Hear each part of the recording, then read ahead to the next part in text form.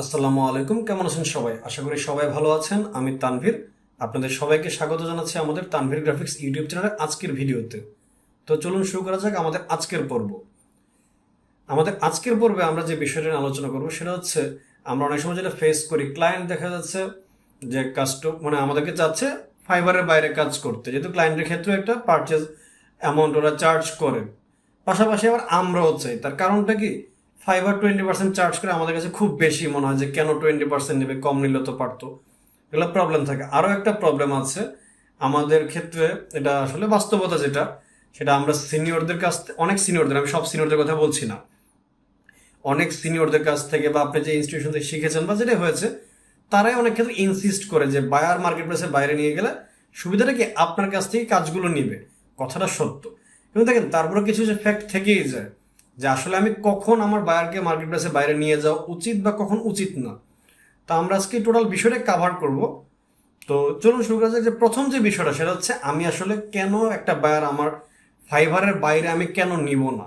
যদি এই বিষয় আসি, তার মধ্যে প্রথমটা হচ্ছে আমার গিগ র্যাঙ্ক বা প্রোফাইলটা যদি আপনি বলেন গিগ র্যাঙ্ক। এখন দেখেন, একটা গিগ কখন র্যাঙ্ক করে, একটা গিগে যখন আপনার অর্ডার বেশি হবে, স্বাভাবিকভাবে বিষয়টা যে আপনার অর্ডার যখন বেশি হবে, ভালো রিভিউ থাকছে, তখন কিন্তু আলটিমেটলি একটু উপরের দিকে চলে আসে বা র্যাঙ্ক, যেটাকে আমরা বলছি র্যাঙ্ক করে। কারণ আপনি যখন ফিডব্যাক ভালো আসছে, অর্ডার বেশি পাচ্ছেন। এখন দেখেন, এখানে কথা বসতে পারে যে ভাই মার্কেট প্লেসের বাইরে নিয়ে গেলে কি র্যাঙ্ক হবে না? অবশ্যই র্যাঙ্ক হবে, কেন হবে না যদি আপনি অর্ডার পেয়ে থাকেন। এখন একটা বিষয় একটু খেয়াল করে দেখেন, যে বায়ার আপনাকে মার্কেট প্লেসের বাইরে নিয়ে যেতে চাচ্ছে, তার মানে তার হাতে কাজ আছে, সে কাজ করাবে।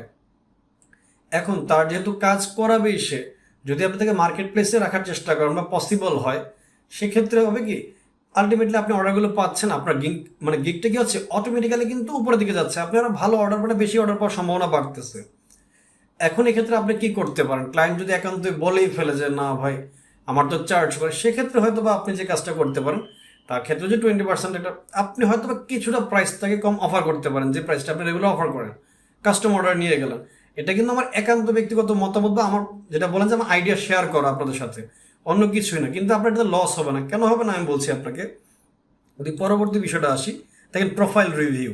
এখন দেখেন, অলরেডি একজন বায়ার আপনার সাথে কাজ করেছে, আপনার কাজে সে সন্তুষ্ট, বিধায় কিন্তু সে চেয়েছিল যে আপনার সাথে রেগুলার কাজ করবে মার্কেট প্লেসের বাইরে, বায়ার আপনাকে ইনসিস্ট করেছিল।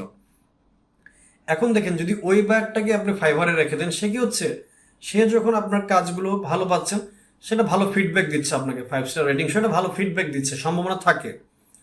এখন নতুন একজন বায়ার যখন আপনার কাছে আসবে, আপনার প্রোফাইলে গিক থেকে যখন আসবে, সাথে আপনার প্রোফাইলটা দেখে দেখেন আপনার রিভিউগুলো আলটিমেটলি বাড়ছে।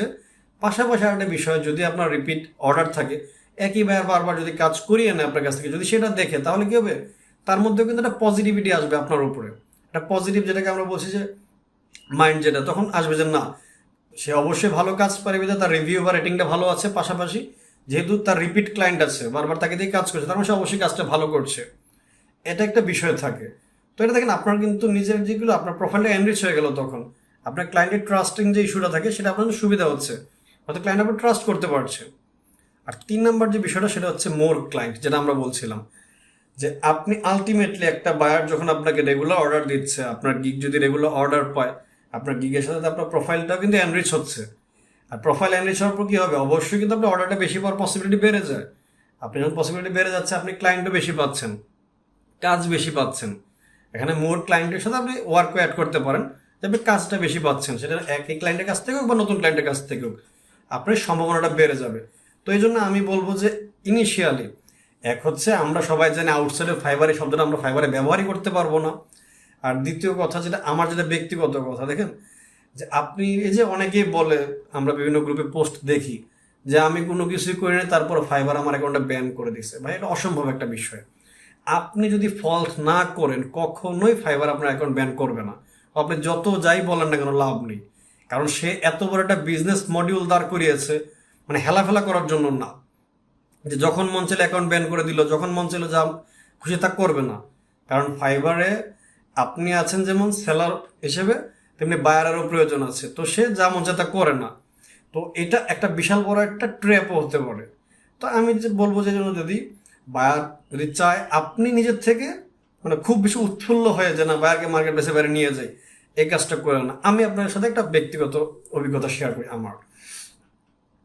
আমি একজন বায়ারের কাজে ফাইবার থেকে না, আমার আউটসাইডে কাজ হয়েছে, আউটসাইডে লিঙ্কডইন থেকে। তো আমি ওই বায়ারের আল্লাহর রহমতে যতগুলো কাজ আমি করেছিলাম, তো আমার কাছে মনে হয় যে তখন আমি ফাইবারে কাজ করতাম না। তো আমি যদি সামহাও ওই সময় যদি আমার পোর্টফোলিওর কথা চিন্তা করতাম, যে ফাইবারের ক্ষেত্রে যে আমার যে বিষয়টা, আমি শুধুমাত্র ওই বায়ারের কাজ দিয়ে আজকে লেভেল 2 আমার কমপ্লিট হয়ে যেত। আমি মোটামুটি ওই বায়ারে 150টা কাজ করেছি এবং বাজেট প্রায় ছিল $7,500। দেখেন, আমি যদি ওই বায়ারকে আমি ফাইবারে নিয়ে আসতাম, হয়তো আমার 20% চার্জ করতো, কিন্তু আলটিমেটলি কি হতো, ওই 20% আমার গায়ে বাঁধতো না, কারণ আমি আরও বেশি অর্ডার পেতাম, আরও অনেকগুলো ক্লায়েন্টের কাজ আমার করার সুযোগ হতো, প্লাস আমার তখনই লেভেল 2 হয়ে যেত ফাইবার প্রোফাইলটা। এটাই আমি বলছি যে আমার আফসোসের জায়গাটা হচ্ছে তখন, যে না, আমার এত ভালো একটা ক্লায়েন্ট ছিল, আমি তো যদি তখন যদি ফাইবারের বিষয়ে আমি বুঝতে পারতাম যে না, ফাইবারে আমি তখন প্রথম থেকে টার্গেট ছিল যে আউটসাইড মার্কেট প্লেস যেটা আছে, আমি ক্লায়েন্ট আমি বাইরের থেকে নিয়ে আসা, সেটা ইনস্টাগ্রাম হোক, লিঙ্কডইন হোক, আমি ওটা চেষ্টা করে গিয়েছি। আমি তখন মার্কেট প্লেসে অ্যাকাউন্ট নিয়ে অতটা আমি প্যারা নেইনি আর কি, আমার ক্ষেত্রে যেটা। তো আমার একটা রিগ্রেটের জায়গা বলতে পারেন এই বিষয়টা। এই জন্যই বলি যে এই কাজটা করেন না, তবে হ্যাঁ, এটা অবশ্যই করবেন একটা পর্যায়ে যাওয়ার পর। সেই বিষয়গুলো আমি আপনাদের সাথে একটু শেয়ার করছি। এখন কখন আপনি একটা ক্লায়েন্টকে ফাইবারের বাইরে নিয়ে যাবেন? Number 1, when client want badly. কিছু ক্লায়েন্ট আছে, সে হয়তো ফাইবারের যে ইস্যুগুলো থাকে, 2 দিনের মধ্যে ডেলিভারি, 1 দিনের মধ্যে ডেলিভারি, ফাইল ডাউনলোড করা, বা অনেকগুলো ইস্যু থাকে, ওই পেমেন্ট গেটওয়ে, এরা যেহেতু পেমেন্ট আপনাকে দিচ্ছে, পেমেন্ট প্রসেসর এদের ঝামেলা হয়, এদের ক্ষেত্রে ঝামেলা হতে পারে। যদি এই ধরনের বিষয়গুলো সে ফেস করে, তার যদি মনে হয় না এই মার্কেট প্লেসে আমি কাজ করাবো না, তো সেক্ষেত্রে আপনি তখন যেন একান্তই ক্লায়েন্ট থাকতেই যাচ্ছে না মার্কেট প্লেসে, বাট আপনি তো তার কাজটা করতে হবে, সেক্ষেত্রে আপনি যেতে পারেন। বাট অবশ্যই অবশ্যই আপনি আপনার দিকটা বিবেচনা করে নেবেন, যেন কোনোভাবে সেটা ফাইবারের নজরে না পড়ে যায়, বা এই ধরনের কমিউনিকেশন যেন না হয় কখনো। এটা হচ্ছে 1 নম্বর পয়েন্ট, আপনি আপনার সেফটিটা আগে দেখে নেবেন। 2 নম্বর পয়েন্ট যদি আমরা আসি, সেটা হচ্ছে আপনার ফাইবার লেভেল 2। দেখেন, ফাইবার লেভেল 2 আমি কেন বলছি, আপনি যখন একটা স্টেপ থেকে আরেকটা স্টেপে যখন মুভ করবেন, অ্যাটলিস্ট আপনার বেসমেন্টটা ভালো হতে হবে। বেসমেন্ট বলতে আমি বোঝাচ্ছি, দেখেন, আপনি যদি ফাইবার লেভেল 2 হয়ে যান, তাহলে কি হচ্ছে, আমরা যদি লেভেল 2 যদি দেখি, মিনিমাম হচ্ছে $2,000 আর্ন হতে হবে ফাইবার থেকে, এবং আরও অনেকগুলো ক্রাইটেরিয়া আছে, আমরা ওই ক্রাইটেরিয়াগুলো গেলাম না। যে আপনি যদি $2,000 আর্ন করেন, যদি আপনি গ্রাফিক ডিজাইনার হয়ে থাকেন, সেক্ষেত্রে কিন্তু আপনি অনেকগুলো ক্লায়েন্টের অনেকগুলো কাজ আপনি করেছেন। আর অন্যান্য সার্ভিস যেগুলোতে আপনার হয়তো বা ডলারের অ্যামাউন্টটা বেশি থাকে কাজের ক্ষেত্রে, তাদের হয়তো এতগুলো ক্লায়েন্ট হচ্ছে না। যাই হোক না কেন, আপনি যখন ফাইবার লেভেল 2 থাকবেন, একটা পর্যায়ে লেভেল 2 হওয়া মাত্রই না, লেভেল 2 হোক 6 মাস পরে হোক, 7 মাস পরে হোক, 4 মাস পরে হোক, 3 মাস পরে, যেটাই হোক, আপনি আসলে একটা স্টেবল ইনকামে চলে যেতে পারবেন।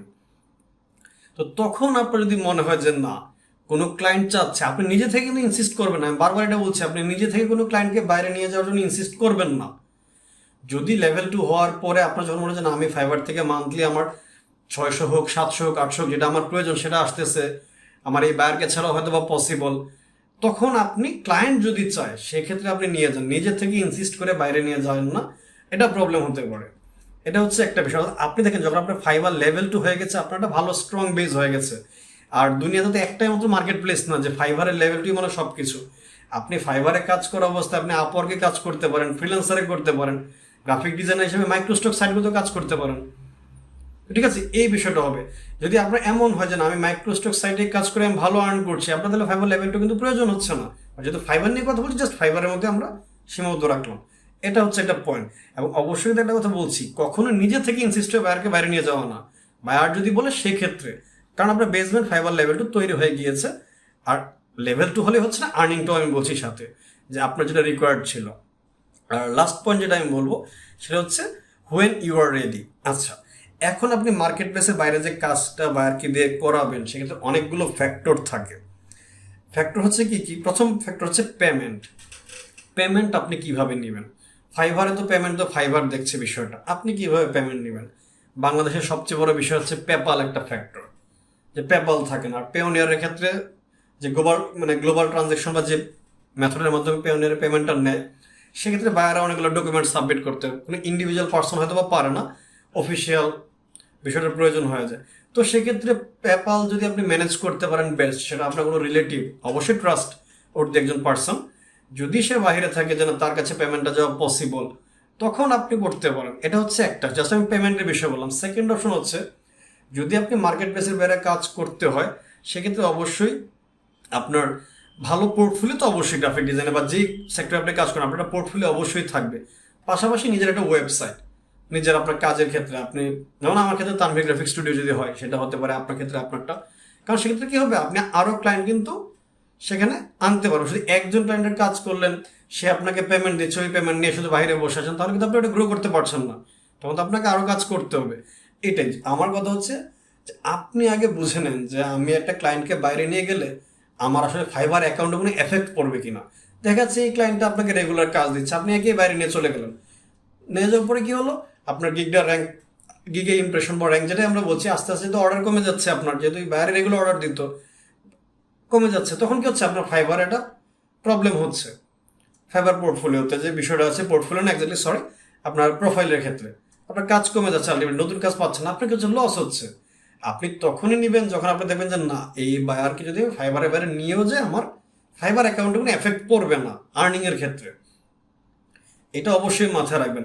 আর সবচেয়ে বড় বিষয়, লাস্ট একটা কথা বলি, আমি বলবো যে আপনি আপনার দিক থেকে আপনি সর্বোচ্চ চেষ্টাটা করবেন বায়ারকে আসলে মার্কেট প্লেসে রাখার জন্য। তার কারণ কি দেখেন, এই যে 20%টা আপনারা অনেক বেশি মনে করে থাকেন যে না ভাই 20% দিচ্ছি, কিন্তু ভাই একবার ফ্যাসিলিটি দেখেন। ফাইবার আজকে সে একটা অফিস ক্রিয়েট করে রেখেছে, সে তো সুবিধাটা আপনাকে করে দিয়েছে, আপনি আজকে অ্যাকাউন্ট করছেন, কাজ করছেন, পেমেন্টের আপনার সমস্যা হচ্ছে না। এতগুলো দেখবেন যে তারও তো ইনভেস্ট আছে, তারও তো একটা হক আছে, তাই না? আর ফাইবার জায়গায় 20% নেয় তা তো না, পর কত 20% নিচ্ছে। এবং যদি ফ্রি পিকের দিকে তাকাই আমরা, 24% আর্নিংয়ে 24% নিচ্ছে ফ্রি পিক। কাজ বন্ধ করে দিয়েছেন? বন্ধ করে দেননি। তো আপনি এখানে, আমি জাস্ট আমার ব্যক্তিগত যে মতামত সেটা এখানে তুলে ধরেছি, বাকি সিদ্ধান্তটা কিন্তু আপনার হাতে, যে না আপনি আসলে কি চাচ্ছেন। তবে আমি বারবার একটা বিষয় বলবো যে ভাই, যে সিদ্ধান্তটা নেন না কেন আপনারা একটু বুঝে শুনে, যে আপনার জন্য কতটা জিনিসটা ভালো হবে বা কতটা বাজে এফেক্ট হবে এটা দেখে নিয়ে তারপর আপনি আগাবেন। তো আশা করি আমাদের আজকের ভিডিওতে আমরা যে বিষয়গুলো আলোচনা করেছি আপনারা বুঝতে পেরেছেন। তারপরে যদি কোনো প্রশ্ন, মতামত বা জিজ্ঞাসা থাকে আমাদেরকে কমেন্ট বক্সে জানাতে পারেন, আমরা সর্বোচ্চ চেষ্টা করবো আপনাদের সেটা অ্যান্সারগুলো দেওয়ার জন্য। পাশাপাশি আমাদের যদি চ্যানেল এখনো সাবস্ক্রাইব করা না থাকেন দয়া করে সাবস্ক্রাইব করে নেবেন। ধন্যবাদ সবাইকে।